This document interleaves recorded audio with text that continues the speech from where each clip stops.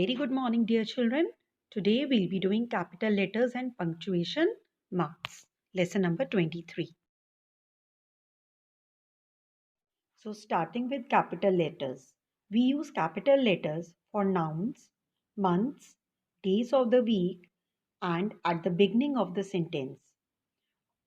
And all full stops are used after the sentence is over.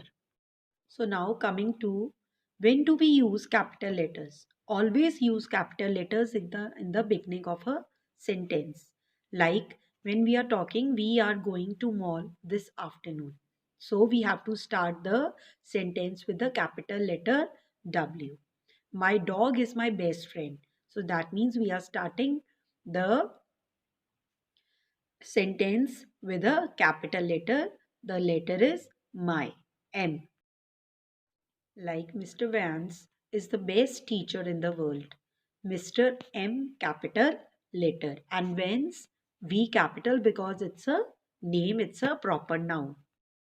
Further children, where else should we use them? These capital letters. Always capitalize the pronoun I. I should always be in capital whether it comes in between the line, sentence or in the starting. Okay. And look like my sister and I are best friends. See, my M capital because we are starting the sentence and I comes in between the sentence but it has to be in capital letter. So that means I is always used wherever it is in the capital form. See now children, what about the names? Names and titles are always capitalized. That means they are always written in capital letters. You even capitalize words like man and dad, mom and dad when you are using them as their name. Like for example, Jackie went to the store with mom and dad.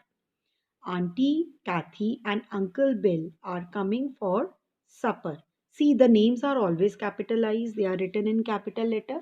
But if we are using them with the name like mom, dad, or uncle, aunt, we will be using the capital letters.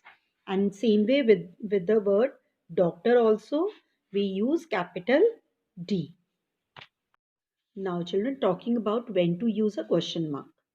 When asking when asking for information, use a question mark. See, when you are asking someone like what is your name, where are you going, after finishing the sentence, the question you put a question mark. Like the words like who, what, when, where, why or how. Now children, when to use a period. Period means a full stop. Use a period at the end of a sentence that is a statement or a command. Like I love my cat it is a statement that you love your cat, so you put a full stop in the end of the sentence. Clean up your room, it's a command. So even there also you will put a full stop. Now children, coming up to commas. When to use a comma. There are several places where we should use a comma in second grade. Like use a comma to separate words in a series. When 3-4 words are together, for example, you are talking about milk, bread, egg, so you need to put a comma.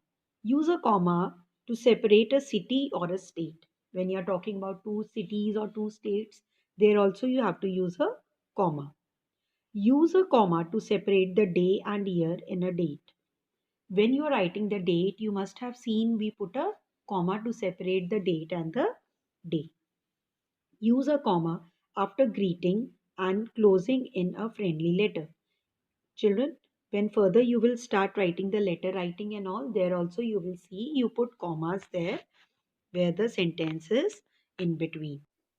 Now children, after the period, the comma is the most frequently used punctuation mark.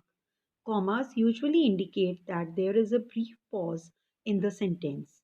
However, commas are used differently depending on the situation. See children, we need to see that where to use commas when we are talking about something and the sentence has become so long.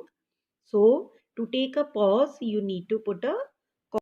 So children, To summarize this, punctuation is the system of signs or symbols given to a reader to show how a sentence is constructed and how it should be read. Sentences are the building blocks used to construct written accounts. They are complete statements. Punctuation shows how the sentence should be read and makes the meaning clear. So children, I have explained you these punctuation marks, how where to use capital letters, question marks, full stop and even commas. Now we'll be doing a few exercises from the book itself, and by practicing it, it will make you more clear. Thank you, Shem Stars. That's all for today. You can drop your queries on the Google Classroom.